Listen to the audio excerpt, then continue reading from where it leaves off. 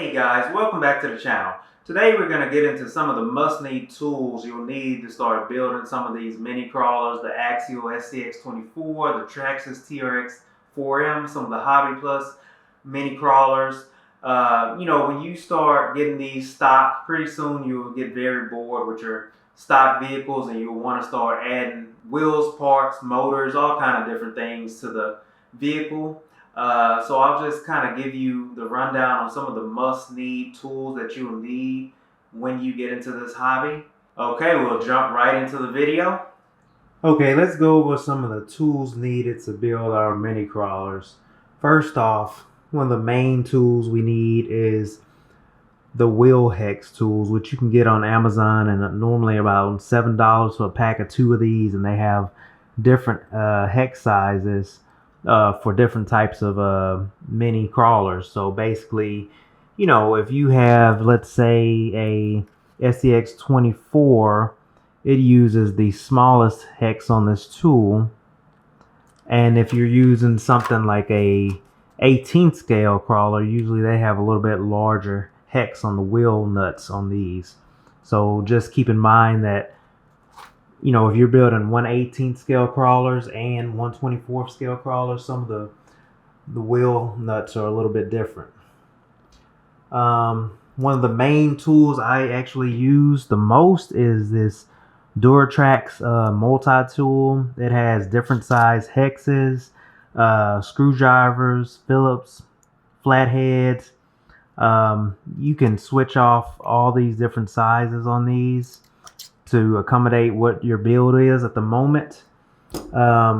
Most of the SCX24s use these small hex screws, but when you get into something like some of the Hobby Plus CR18, they use a small Phillips screwdriver, so you always need to keep a Phillips screwdriver around.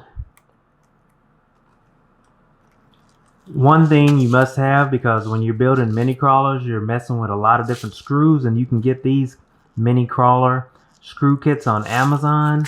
They have many different size hex screws and many other parts needed to build some of your SCX24s, TRX4M, and Hobby Plus crawlers. I'll link this in the description as well. Also, the tape Velcro is a much needed thing when you're building these crawlers.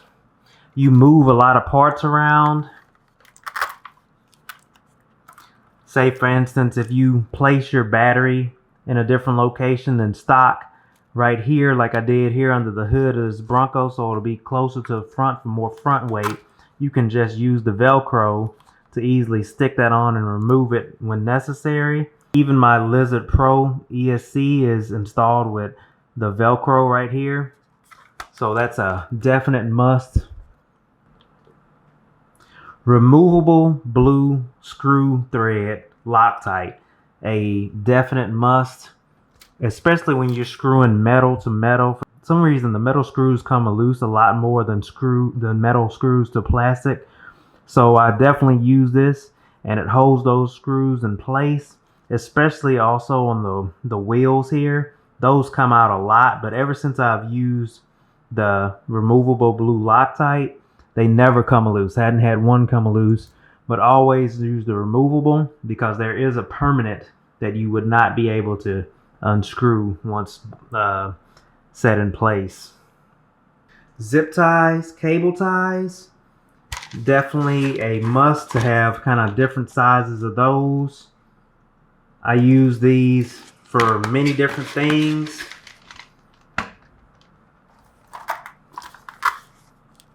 Holding wires in place so you won't have loose wires all over the place, and even for decorative purposes like adding tools, etc. to the vehicles. Sometimes a simple set of pliers can help you easily bend certain wires or certain things that need to be slightly bent into place. When you're taking your crawlers to the trails or out crawling, you definitely need a tote bag like this. It comes with many compartments and you can place your tools, extra batteries, many things in there, and you can normally fit about 3 or 4 crawlers in here with no problem.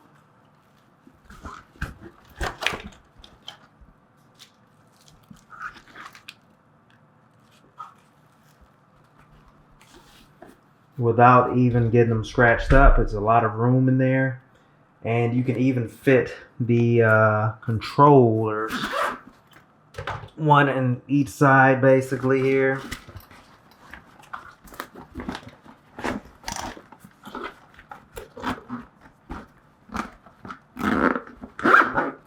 Like so. So it's just a great bag to easily carry your crawlers and stuff to the trails when you need to.